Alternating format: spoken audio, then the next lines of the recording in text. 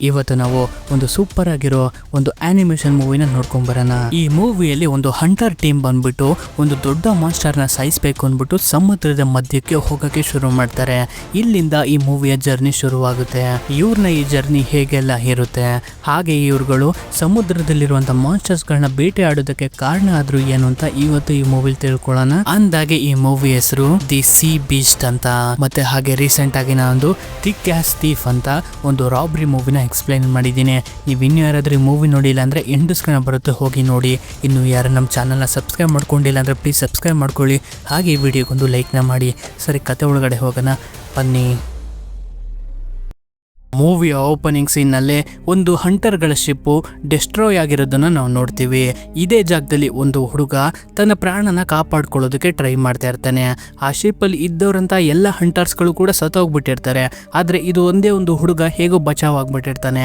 ಆಗ ನಾವು ನೋಡ್ತೀವಿ ಈ ಒಂದು ಶಿಪ್ನ ಡೆಸ್ಟ್ರಾಯ್ ಮಾಡಿರೋಂಥ ಸೀ ಮಾನ್ಸ್ಟರು ಆ ಜಾಗದಿಂದ ಪಾಸ್ ಆಗ್ತಾ ಇರುತ್ತೆ. ಇಲ್ಲಿಂದ ಸೀನ್ ಕಟ್ ಆಗಿ ನಮ್ಗೆ ಒಂದು ಆರ್ಫನೇಜ್ ನ ತೋರಿಸ್ತಾರೆ, ಅಂದ್ರೆ ಒಂದು ಅನಾಥಾಶ್ರಮ. ಇಲ್ಲೇ ನಾವು ಮೇಸಿ ಅನ್ನೋ ಒಂದು ಹುಡುಗಿನ ನೋಡ್ತೀವಿ. ಈ ಹುಡುಗಿ ತನ್ನ ಎಲ್ಲಾ ಫ್ರೆಂಡ್ಸ್ ಗಳಿಗೂ ಕೂಡ ಟೆಲ್ಸ್ ಆಫ್ ಕ್ಯಾಪ್ಟನ್ ಕ್ರೌಲ್ ಅನ್ನೋ ಒಂದು ಬುಕ್ ಅಲ್ಲಿರುವಂತ ಸ್ಟೋರಿಗಳನ್ನೆಲ್ಲ ಹೇಳ್ತಾ ಇರುತ್ತೆ. ಆ ಕಥೆಗಳಲ್ಲಿ ಸಮುದ್ರದಲ್ಲಿರುವಂತ ರಾಕ್ಷಸರು ಐಲ್ಯಾಂಡ್ ಮೇಲೆ ಅಟ್ಯಾಕ್ ಮಾಡ್ಬಿಟ್ಟು ಅಲ್ಲಿರುವಂತ ಜನರನ್ನ ಕೊಂದ್ಬಿಟ್ಟು ಮತ್ತೆ ಸಮುದ್ರಕ್ಕೆ ಹೋಗಿ ಸೇರ್ಕೊಳ್ಳುತ್ತೆ. ಆದ್ರೆ ಹಂಟರ್ಸ್ ಗಳೆಲ್ಲ ಒಂದು ಗುಂಪನ್ನ ಮಾಡ್ಕೊಂಡು ಈ ರೀತಿ ಮಾನ್ಸ್ಟರ್ಸ್ ಗಳನ್ನೆಲ್ಲ ಕೊಲ್ಲುವುದಕ್ಕೆ ಹೋಗ್ತಾ ಇರ್ತಾರೆ. ಅದೇ ಒಂದು ಕಥೆಗಳನ್ನೆಲ್ಲ ತನ್ನ ಎಲ್ಲಾ ಫ್ರೆಂಡ್ಸ್ ಗಳಿಗೂ ಕೂಡ ಹೇಳ್ತಾ ಇರ್ತಾಳೆ. ಇವಳ ತಂದೆ ತಾಯಿ ಕೂಡ ಒಬ್ರು ಹಂಟರ್ಸ್ ಆಗಿರ್ತಾರೆ. ಆದ್ರೆ ಯಾವುದೋ ಒಂದು ಸಿಚುವೇಶನ್ ಅಲ್ಲಿ ಅವರು ಸತ್ತೋಗ್ಬಿಟ್ಟಿರ್ತಾರೆ. ಹೀಗಾಗಿ ಇವಳು ಅನಾಥೆ ಆಗೋಗ್ಬಿಟ್ಟಿರ್ತಾಳೆ. ಆದ್ರೆ ಇವಳಿಗೂ ಕೂಡ ಒಂದು ಆಸೆ ಇರುತ್ತೆ, ನಾನು ಕೂಡ ಹಂಟರ್ ಆಗ್ಬೇಕು ಅಂತ. ಅದಕ್ಕೋಸ್ಕರ ನಾನು ಈ ಆಶ್ರಮನ ಬಿಟ್ಟು ಹೋಗ್ತಾ ಇದ್ದೀನಿ, ನೀವೆಲ್ಲ ನನಗೆ ಸಹಾಯ ಮಾಡಬೇಕು ಅಂದಾಗ ಆ ಎಲ್ಲ ಫ್ರೆಂಡ್ಸ್ಗಳು ಕೂಡ ಇವಳಿಗೆ ಸಹಾಯ ಮಾಡೋದಕ್ಕೆ ಒಪ್ಕೋತಾರೆ. ಅದೇ ರೀತಿ ಇವಳು ಆ ಒಂದು ಅನಾಥಾಶ್ರಮನ ಬಿಟ್ಬಿಟ್ಟು ಓಡ್ ಬಂದ್ಬಿಡ್ತಾಳೆ. ಮುಂದಿನ ಸೀನ್ ಅಲ್ಲಿ ನಾವು ಸಮುದ್ರದಲ್ಲಿ ಹೋಗ್ತಿರುವಂತಹ ಒಂದು ಹಂಟರ್ ಶಿಪ್ ನ ನೋಡ್ತೀವಿ. ಈ ಒಂದು ಶಿಪ್ ನ ಕ್ಯಾಪ್ಟನ್ ಹೆಸರು ಬಂದ್ಬಿಟ್ಟು ಕ್ಯಾಪ್ಟನ್ ಕ್ರೌಲ್ ಅಂತ. ಹಾಗೆ ಇವನ ಮಗನ ಹೆಸರು ಬಂದ್ಬಿಟ್ಟು ಜೇಕಬ್ ಅಂತ. ಈ ಜೇಕಬ್ ಬೇರೆ ಯಾರು ಅಲ್ಲ, ನಾವು ಮೂವಿಯ ಮೊದಲ ಸೀನ್ ನಲ್ಲಿ ನೋಡಿದ್ವಲ್ಲ, ಒಂದು ಹುಡುಗ ಡೆಸ್ಟ್ರಾಯ್ ಆಗಿರೋ ಶಿಪ್ ಇಂದ ಬಚಾವಾದ್ನಲ್ಲ, ಅದು ಇವನೇ ಆಗಿರ್ತಾನೆ. ಇವನು ತನ್ನ ಪ್ರಾಣನ ಕಾಪಾಡ್ಕೊಂಡು ಮುಂದೆ ಬಂದಾಗ ಕ್ರೌಗೆ ಸಿಕ್ಕಿರ್ತಾನೆ. ಹೀಗಾಗಿ ಕ್ರೌ ತನ್ನ ಸ್ವಂತ ಮಗನ ಹಾಗೆ ಇವನ ಸಾಕೊಂಡಿರ್ತಾನೆ. ಹಾಗೆ ಇವನ್ಗೆ ಬೇಟೆ ಆಡೋದನ್ನೆಲ್ಲ ಕಲಿಸ್ಬಿಟ್ಟು ಇವನ್ನ ನೆಕ್ಸ್ಟ್ ಕ್ಯಾಪ್ಟನ್ ಆಗಿ ಮಾಡ್ಬೇಕು ಅನ್ನೋದನ್ನ ಡಿಸೈಡ್ ಮಾಡ್ಕೊಂಡಿರ್ತಾನೆ. ಇವಾಗ ಇವರು ಯಾವ ಮಾನ್ಸ್ಟರ್ ನ ಹಂಟ್ ಮಾಡಕ್ಕೆ ಬಂದಿದಾರಪ್ಪ ಅಂದ್ರೆ ರೆಡ್ ಬ್ಲಸ್ಟರ್ ಅನ್ನೋ ಒಂದು ಸಿ ಮಾನ್ಸ್ಟರ್ ನ ಹಂಟ್ ಮಾಡೋದಕ್ಕೆ ಅಂತ ಬಂದಿರ್ತಾರೆ. ಸ್ವಲ್ಪ ವರ್ಷಗಳ ಹಿಂದೆ ಈ ಕ್ಯಾಪ್ಟನ್ ಕ್ರೌ ಈ ಒಂದು ರೆಡ್ ಮಾನ್ಸ್ಟರ್ ನ ಹಿಡಿಯಕ್ ಹೋಗಿ ಇವನ ಒಂದು ಕಣ್ಣನ್ನ ಕಳ್ಕೊಂಡಿರ್ತಾನೆ. ಆದ್ರೂ ಕೂಡ ಅವನ ಕೈಲಿ ಹಿಡಿಯೋಕ ಆಗಿರೋದಿಲ್ಲ, ಯಾಕೆಂದ್ರೆ ಅದು ಅಷ್ಟು ಪವರ್ಫುಲ್ ಆಗಿರುವಂತ ಒಂದು ಮಾನ್ಸ್ಟರ್. ಹೀಗೆ ಅದನ್ನ ಹಿಡಿಬೇಕು ಅನ್ಬಿಟ್ಟು ಅದನ್ನ ಹುಡುಕ್ತಿರ್ಬೇಕಾದ್ರೆ ತುಂಬಾನೇ ದೂರದಲ್ಲಿ ಇನ್ನೊಂದು ಹಂಟರ್ ಗಳ ಶಿಪ್ ಮೇಲೆ ಒಂದು ಮಾನ್ಸ್ಟರ್ ಅಟ್ಯಾಕ್ ಮಾಡಿರೋದು ಇವರು ನೋಡ್ತಾರೆ. ಹೀಗಾಗಿ ಅವ್ರಿಗೆ ಸಹಾಯ ಮಾಡಬೇಕು ಅಂದ್ಬಿಟ್ಟು ಇವ್ರುಗಳು ಅವ್ರ ಹತ್ರ ಹೋಗ್ಬಿಟ್ಟು ಆ ಜಾಗದಲ್ಲಿ ಒಂದು ದೊಡ್ಡದಾಗೆ ಬ್ಲಾಸ್ಟ್ ಮಾಡ್ತಾರೆ. ಹೀಗಾಗಿ ಆ ಶಿಪ್ ಮೇಲೆ ಅಟ್ಯಾಕ್ ಮಾಡ್ತಿದ್ದಂತ ಮಾನ್ಸ್ಟರ್ ಆ ಶಿಪ್ ನ ಬಿಟ್ಬಿಟ್ಟು ನಮ್ಮ ಹೀರೋನ ಶಿಪ್ ನ ಅಟ್ಯಾಕ್ ಮಾಡಕ್ಕೆ ಬರುತ್ತೆ. ಹೀಗಾಗಿ ಇವ್ರುಗಳು ಅದನ್ನ ತಮ್ಮ ಹತ್ರ ಸೆಳೆಸ್ಕೊಂಡು ಇವ್ರ ಹತ್ರ ಇದ್ದಂತ ಆಯುಧಗಳನ್ನೆಲ್ಲ ಯೂಸ್ ಮಾಡ್ಕೊಂಡು ಅದ್ರ ಮೇಲೆ ಅಟ್ಯಾಕ್ ಮಾಡ್ತಾರೆ. ಬಟ್ ಆದ್ರೆ ಏನು ಕೂಡ ಯೂಸ್ ಆಗ್ತಾ ಇರೋದಿಲ್ಲ. ಇದರಿಂದ ಒಂದು ಮಾನ್ಸ್ಟರ್ ತನ್ನ ಟೆಂಟಿಕಲ್ಸ್ ಇಂದ ಇವ್ರ ಮೇಲೆ ಅಟ್ಯಾಕ್ ಮಾಡ್ಬಿಟ್ಟು ನಮ್ಮ ಹೀರೋ ಶಿಪ್ ಒಳಗಡೆ ಇರುವಂತಹ ಹಂಟರ್ಸ್ ಗಳ ಮೇಲೆ ಅಟ್ಯಾಕ್ ಮಾಡಿ ತುಂಬಾನೇ ಗಾಯ ಮಾಡ್ಬಿಡುತ್ತೆ. ಇದನ್ನೆಲ್ಲಾನು ಕೂಡ ನಮ್ಮ ಹೀರೋ ನೋಡ್ತಾ ಇರ್ತಾನೆ. ಹೀಗಾಗಿ ಅವನು ಕೂಡ ಅದ್ರ ಜೊತೆ ಫೈಟ್ ಗೆ ಬೀಳ್ತಾನೆ. ಆದ್ರೂ ಕೂಡ ಅದು ಯಾರಿಗೂ ಕೂಡ ಬಗ್ತಾ ಇರೋದಿಲ್ಲ. ಅವಾಗ ಕ್ಯಾಪ್ಟನ್ ಕ್ರೌ ಏನ್ ಮಾಡ್ತಾನೆ ಅಂದ್ರೆ ಒಂದು ದೊಡ್ಡ ಈಟಿನ ತಗೊಂಡು ಹೋಗ್ಬಿಟ್ಟು ಸರಿಯಾದ ಸಮಯನ ಉಪಯೋಗಿಸ್ಬಿಟ್ಟು ಆ ಒಂದು ಮಾನ್ಸ್ಟರ್ ನ ಹೆದೆಗೆ ಚುಚ್ಚಿಬಿಡ್ತಾನೆ. ಹೀಗಾಗಿ ಅದ್ರ ಕತೆ ಅಲ್ಲೇ ಫಿನಿಶ್ ಆಗ್ಬಿಡುತ್ತೆ.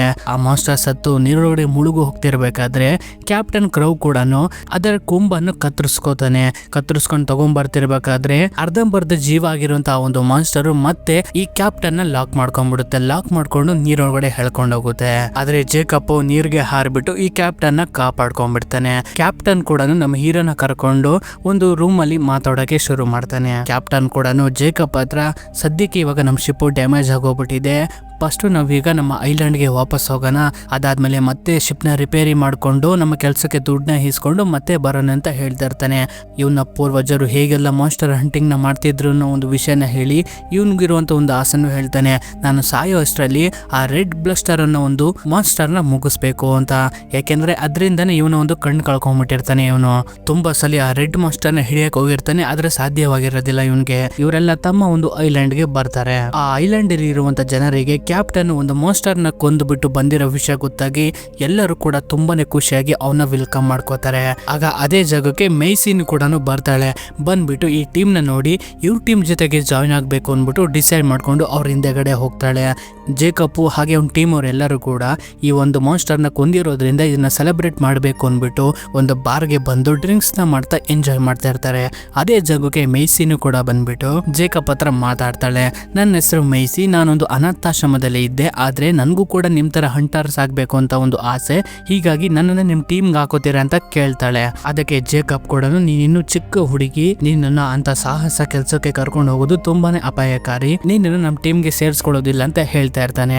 ಹೀಗಾಗಿ ಮೇಯ್ಸಿ ಏನ್ ಮಾಡ್ತಾಳೆ ಅಂದ್ರೆ, ನೀನ್ ನನ್ನ ಹತ್ರ ಏನ್ ಮಾತಾಡೋದು, ನಾನು ಕ್ಯಾಪ್ಟನ್ ಹತ್ರ ಮಾತಾಡ್ತೀನಿ, ಅವ್ರನ್ನ ಒಪ್ಪಿಸ್ತೀನಿ ಅನ್ಬಿಟ್ಟು ಕ್ಯಾಪ್ಟನ್ ಹತ್ರ ಹೋಗ್ತಿರ್ಬೇಕಾದ್ರೆ ಜೇಕಬ್ ಅವಳನ್ನ ಹಿಡ್ಕೊಂಡು ಒಂದು ಗಾಡಿಗೆ ಹಾಕ್ಬಿಟ್ಟು ಅವಳ ಹತ್ರನೇ ಅವಳಿದ್ದಂತ ಆಶ್ರಮದ ಹೆಸರನ್ನ ತಿಳ್ಕೊಂಡು ಆ ಜಾಗಕ್ಕೆ ಕಳಿಸ್ಬಿಡ್ತಾನೆ.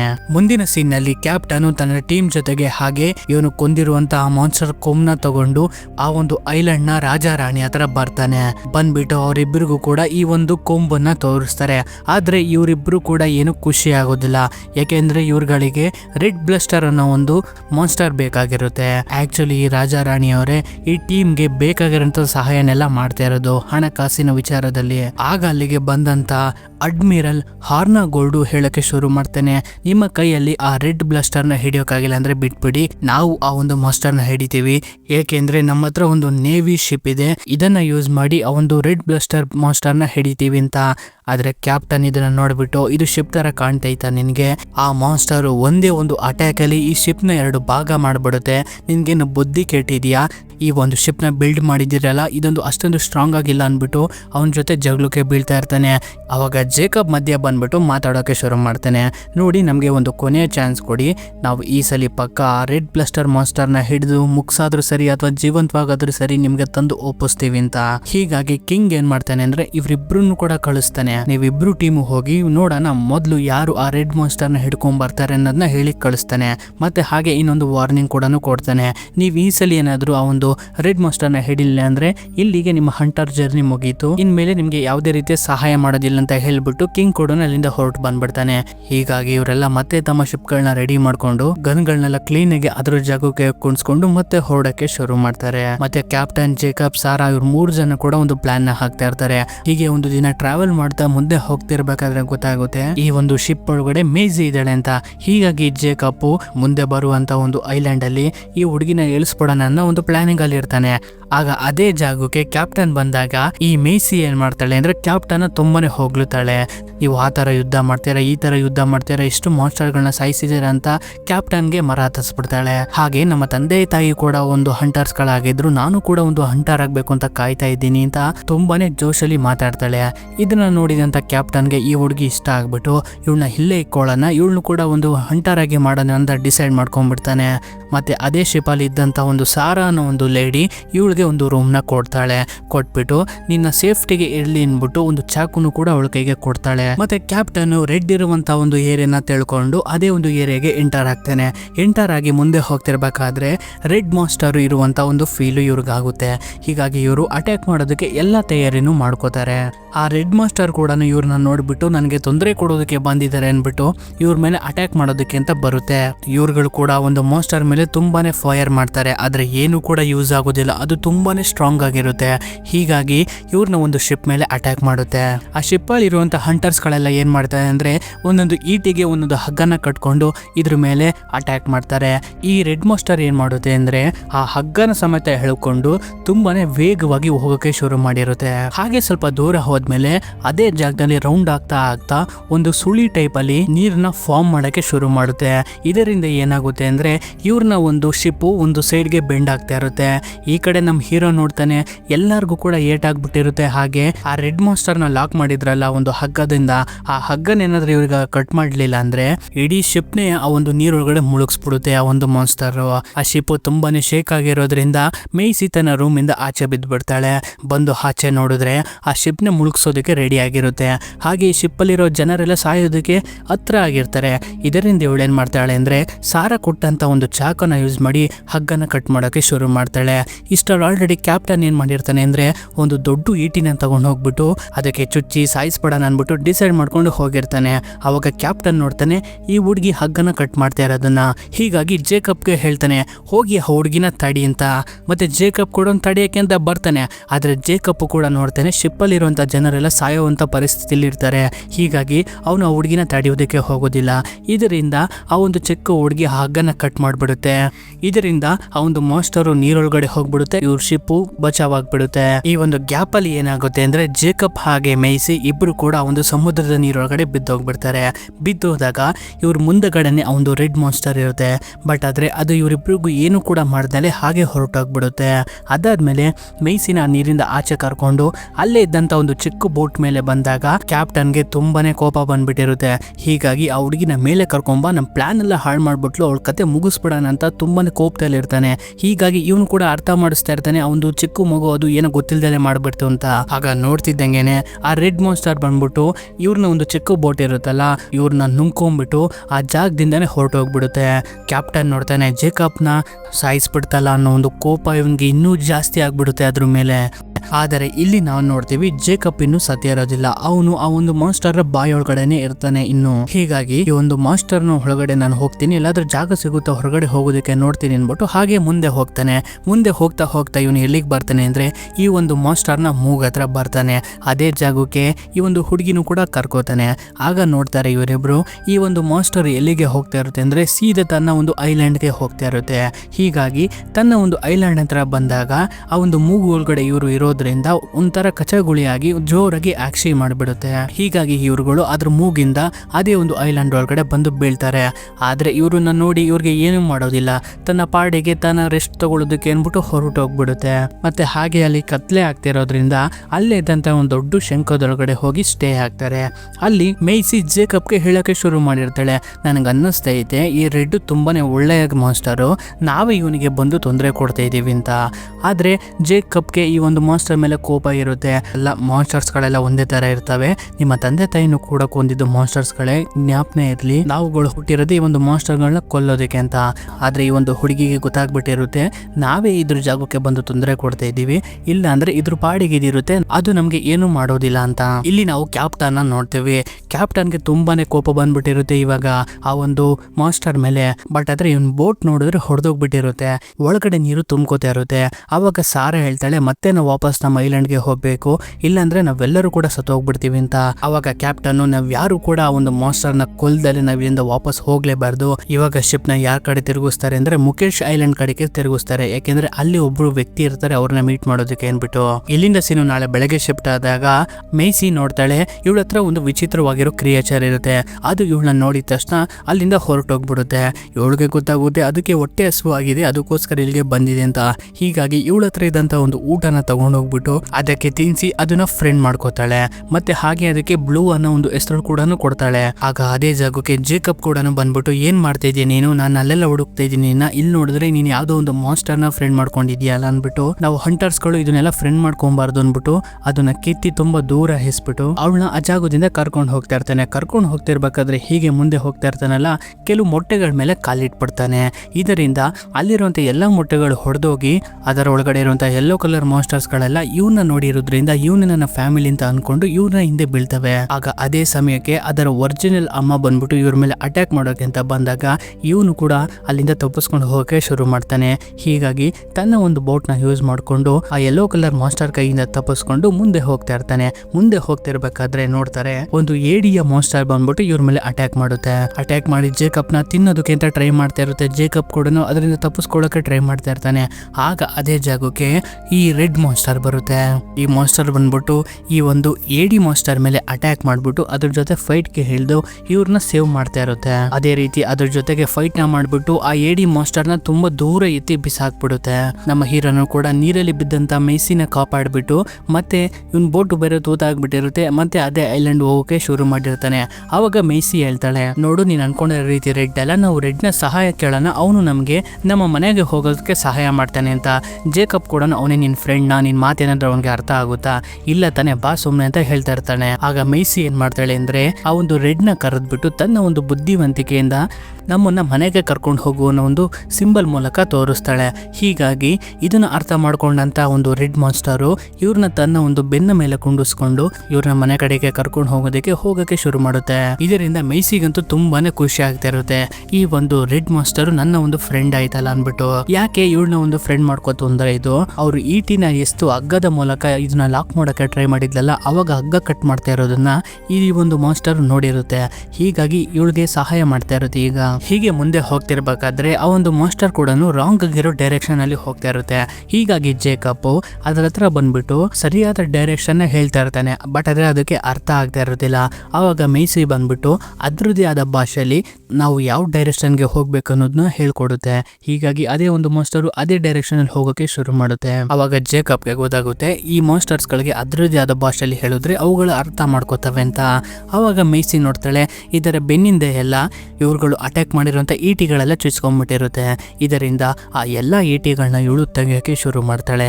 ಇವಾಗ ನಮ್ಮ ಹೀರೋಗೆ ಮೇಸಿ ಹೇಳ್ತಿದ್ದಂತ ಮಾತೆಲ್ಲ ಅರ್ಥ ಆಗ್ತಾ ಇರುತ್ತೆ.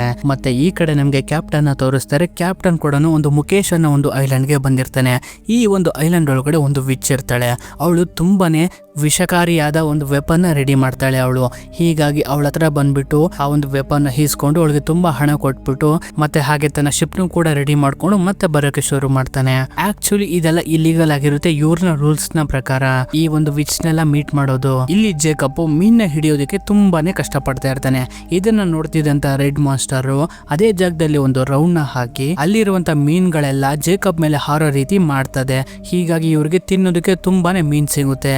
ಇಲ್ಲಿಂದ ನಮ್ ಜೇಕಬ್ಗೆ ಅರ್ಥ ಆಗೋಗ್ಬಿಡುತ್ತೆ ಎಲ್ಲ ಮಾಸ್ಟರ್ಗಳು ಕೆಟ್ಟವಾಗಿರೋದಿಲ್ಲ, ನಾವು ಅವುಗಳಿಗೆ ತೊಂದರೆ ಕೊಟ್ರೆ ಮಾತ್ರ ಅವುಗಳು ನಮ್ಗೆ ತೊಂದರೆ ಕೊಡ್ತವೆ ಅಷ್ಟೇ ಅಂತ ಇಲ್ಲಿ ಇವ್ನಿಗೆ ಕ್ಲಿಯರ್ ಆಗಿ ಅರ್ಥ ಆಗ್ಬಿಟ್ಟಿರುತ್ತೆ. ಹಾಗೆ ಮೇಸಿ ಹತ್ರ ಇದ್ದಂತ ಒಂದು ಬುಕ್ ನು ಕೂಡ ನೋಡ್ತಾನೆ. ಆ ಒಂದು ಬುಕ್ ಒಳಗಡೆ ತುಂಬಾನೇ ಫಾಲ್ಸ್ ಇನ್ಫಾರ್ಮೇಶನ್ ಗಳಿರುತ್ತೆ. ಸುಮ್ನೆ ಯಾವ್ದೋ ಒಂದು ಮಾಸ್ಟರ್ ಯಾವ್ದೋ ಒಂದು ಊರ್ ಮೇಲೆ ಅಟ್ಯಾಕ್ ಮಾಡ್ತು ಅಂತ ಎಲ್ಲ ಬರ್ದಿರ್ತಾರೆ. ಆದ್ರೆ ಜೇಕಬ್ ಆ ರೀತಿ ಊರ್ ಮೇಲೆ ಅಟ್ಯಾಕ್ ಮಾಡಿರೋದನ್ನ ಇವ್ನು ಯಾವತ್ತೂ ಕೂಡ ನೋಡೇ ಇರೋದಿಲ್ಲ. ಆ ಜಾಗಕ್ಕೆಲ್ಲ ಹೋಗಿರ್ತಾನೆ. ಇಲ್ಲಿ ಇವಾಗ ಇವನ್ಗೆ ಗೊತ್ತಾಗುತ್ತೆ ಈ ಬುಕ್ ಅಲ್ಲಿ ಬರ್ದಿರೋದಿಲ್ಲ ಮಿಸ್ ಇನ್ಫಾರ್ಮೇಶನ್, ಜನಗಳಿಗೆಲ್ಲ ತುಂಬಾನೇ ತಪ್ಪು ಇನ್ಫಾರ್ಮೇಶನ್ ಸಿಗ್ತೈತೆ ಅಂತ. ಮತ್ತೆ ಈ ಕಡೆ ನಾವು ಕ್ಯಾಪ್ಟನ್ ನೋಡ್ತೀವಿ. ಕ್ಯಾಪ್ಟನ್ ಆ ಒಂದು ರೆಡ್ ಮಾಸ್ಟರ್ ನ ಹುಡ್ಕೊಂಡ್ ಬರ್ತಾ ಇರ್ತಾನಲ್ಲ, ಒಂದು ಜಾಗದಲ್ಲಿ ನೋಡಿದ್ರೆ ಕೆಲವು ಚಿಕ್ಕ ಚಿಕ್ಕ ಕ್ರಿಯೇಚರ್ಗಳು ಯಾವ್ದೋ ಇಂದ ಭಯ ಪಡ್ಕೊಂಡು ಒಂದು ಜಾಗದಕ್ಕೆ ಹೊಡೋಗ್ತಾ ಇರುತ್ತೆ. ಇವ್ರಿಗೆ ಗೊತ್ತಾಗುತ್ತೆ ಆ ಒಂದು ರೆಡ್ ಮಾಸ್ಟರ್ ಗೆ ಹೆದರ್ಕೊಂಡು ಇವೆಲ್ಲ ಓಡೋಗ್ತಾ ಇದ್ದೇವೆ ಅಂತ. ಹೀಗಾಗಿ ಅದೇ ಒಂದು ಡೈರೆಕ್ಷನ್ ಅಲ್ಲಿ ಹೋಗೋಕೆ ಶುರು ಮಾಡ್ತಾನೆ. ಈ ಕಡೆ ನಮ್ಮ ಹೀರೋಗೆ ಈ ಒಂದು ಜರ್ನಿಯಲ್ಲಿ ಮಾಸ್ಟರ್ ಮೇಲೆ ಇದ್ದಂತ ಅಭಿಪ್ರಾಯ ಎಲ್ಲ ಬದಲಾಗಿ ಹೋಗ್ಬಿಟ್ಟಿರುತ್ತೆ. ಮತ್ತೆ ಹಾಗೆ ಈ ಒಂದು ಜರ್ನಿನ ತುಂಬಾ ಚೆನ್ನಾಗಿ ಎಂಜಾಯ್ ಮಾಡ್ತಾನೆ. ಹಾಗ ನೋಡ್ತಿದ್ದಂಗೆನೆ ಆ ಒಂದು ರೆಡ್ ಮಾಸ್ಟರ್ ಕೂಡ ಇವ್ರನ್ನ ತಗೊಂಡ್ಬಂದ್ಬಿಟ್ಟು ಒಂದು ಐಲ್ಯಾಂಡ್ ಗೆ ಬಿಡುತ್ತೆ. ಬಿಟ್ಟಾಗ ನಮ್ಮ ಹೀರೋ ಕೂಡ ಹೇಳ್ತಾನೆ ನಾನು ಇನ್ಮೇಲೆ ಯಾವುದೇ ರೀತಿಯ ಮಾಸ್ಟರ್ ಹಂಟ್ಗೆ ನಾನು ಹೋಗೋದಿಲ್ಲ, ಇನ್ಮೇಲೆ ಈ ಕೆಲಸನ ಬಿಟ್ಬಿಡ್ತೀನಿ ಅಂತ.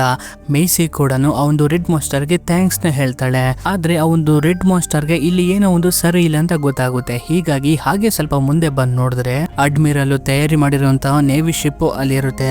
ಇವನು ಕೂಡ ಒಂದು ಮಾಸ್ಟರ್ ನ ಸಾಯಿಸೋದಕ್ಕೆ ಎಲ್ಲಾನು ತಯಾರಿ ಮಾಡ್ಕೊಂಡು ಹೋಗ್ತಾ ಇರ್ತಾನೆ. ಇದನ್ನು ನೋಡಿದಂತ ಈ ಒಂದು ಮಾಸ್ಟರ್ ಗೆ ತುಂಬಾನೇ ಕೋಪ ಬಂದ್ಬಿಡುತ್ತೆ. ಆಗ ಅವ್ರನ್ನ ಟೀಮ್ ಅಲ್ಲಿ ಇದ್ದಂತ ಒಂದು ಸೋಲ್ಜರ್ ಇದನ್ನ ನೋಡಿ ಇದಕ್ಕೆ ಶೂಟ್ ಮಾಡ್ತಿದ್ದಂಗೆನೆ ಇದಕ್ಕೆ ಇನ್ನೂ ಕೋಪ ಜಾಸ್ತಿ ಆಗಿ ಇವ್ರ ಮೇಲೆ ಅಟ್ಯಾಕ್ ಮಾಡೋದಕ್ಕೆ ಅಂತ ಬರುತ್ತೆ. ಜೇಕಬ್ ಹಾಗೆ ಮೇಸಿ ಇದನ್ನ ತಡೆಯೋದಕ್ಕೆ ತುಂಬಾ ಪ್ರಯತ್ನ ಪಡ್ತಾರೆ. ಆದ್ರೆ ಆಗುದಿಲ್ಲ, ಅದು ತುಂಬಾ ಕೋಪದಿಂದ ಇದ್ರ ಮೇಲೆ ಅಟ್ಯಾಕ್ ಮಾಡೋದಕ್ಕೆ ಹೋಗ್ತಾ ಇರುತ್ತೆ. ಇದನ್ನ ನೋಡ್ತಿದ್ದಂತ ಅಡ್ಮಿರಲ್ ಇದರ ಮೇಲೆ ಕಂಟಿನ್ಯೂಸ್ ಆಗಿ ಶೂಟ್ ಮಾಡ್ತಾನೆ. ಆದ್ರೂ ಕೂಡ ಇದು ಇವನ್ನ ಮುಗಿಸೋದಕ್ಕೆ ಅಂತ ಬರುತ್ತೆ. ಈ ಒಂದು ಗ್ಯಾಪ್ ಅಲ್ಲಿ ಏನಾಗುತ್ತೆ ಅಂದ್ರೆ ಮೇಸಿಗೆ ತಲೆಗೆ ಪೇಟು ಬಿದ್ದು ಅವಳು ಅಲ್ಲೇ ಬಿದ್ದು ಹೋಗ್ಬಿಡ್ತಾಳೆ. ಆದರೆ ಈ ರೆಡ್ ಮಾಸ್ಟರ್ ತುಂಬಾನೇ ಸ್ಪೀಡ್ ಆಗಿ ಬಂದ್ಬಿಟ್ಟು ಈ ಒಂದು ಶಿಪ್ ಮೇಲೆ ಅಟ್ಯಾಕ್ ಮಾಡಿ ಈ ಶಿಪ್ ನ 2 ಭಾಗ ಆಗಿ ಕತ್ತರಿಸಿ ಬಿಸಾಕ್ಬಿಡುತ್ತೆ. ಮತ್ತೆ ಅಲ್ಲಿರುವಂತ ಜನರನ್ನ ಸಾಯಿಸೋಕೆ ಅಂತ ಹೋದಾಗ ಅವಾಗ ಜೇಕಬ್ ಇದ್ರ ಗಮನ ತನ್ನ ಕಡೆ ಸೆಳೆಸ್ಕೋತಾನೆ. ನೋಡಿದ್ರೆ ಮೇಸಿ ಪ್ರಜ್ಞೆ ತಪ್ಪಿ ಬಿದ್ದೋಗ್ಬಿಟ್ಟಿರ್ತಾಳೆ. ಹೀಗಾಗಿ ಆ ಮೇಸಿ ಹತ್ರ ಇದು ಬರುತ್ತೆ. ಆದ್ರೆ ಇದೇ ಒಂದು ಸಮಯದಲ್ಲಿ ಕ್ಯಾಪ್ಟನ್ ಕ್ರೌ ಶಿಪ್ ಕೂಡ ಇದೇ ಸೈಡ್ಗೆ ಬರ್ತಾ ಇರುತ್ತೆ. ಇದನ್ನ ನೋಡಿದಂತ ರೆಡ್ ಇನ್ನೂ ಇದಕ್ಕೆ ಕೋಪ ಬಂದ್ಬಿಟ್ಟು ಅದನ್ನ ನಾಶ ಮಾಡೋದಕ್ಕೆ ಅನ್ಬಿಟ್ಟು ಅದರ ಹತ್ರ ತುಂಬಾ ಸ್ಪೀಡ್ ಆಗಿ ಹೋಗ್ತಾ ಇರುತ್ತೆ. ಇದನ್ನ ನೋಡಿದಂತ ಕ್ಯಾಪ್ಟನ್ ಸರಿಯಾದ ಸಮಯಕ್ಕೆ ತಗಲಾಕೊಂಡಿದೆ ಅನ್ಬಿಟ್ಟು ಆ ಪಾಯ್ಸನ್ ತುಂಬಿರುವಂತ ಒಂದು ವೆಪನ್ ಇರುತ್ತಲ್ಲ ಅದನ್ನ ಇಟ್ಕೊಂಡು ಇದ್ರ ಮೇಲೆ ಶೂಟ್ ಮಾಡಿಬಿಡ್ತಾರೆ. ಹೀಗಾಗಿ ಆ ಪಾಯ್ಸನ್ ತುಂಬಿರುವಂತ ಒಂದು ವೆಪನ್ ರೆಡ್ ನ ಒಂದು ಮೈಯೊಳಗಡೆ ಹೋಗಿ ಪಾಯ್ಸನ್ ರಿಲೀಸ್ ಮಾಡಿರೋದ್ರಿಂದ ರೆಡ್ ಗೆ ಮೂವ್ಮೆಂಟ್ ಮಾಡೋಕೆ ಆಗ್ತಾ ಇರೋದಿಲ್ಲ.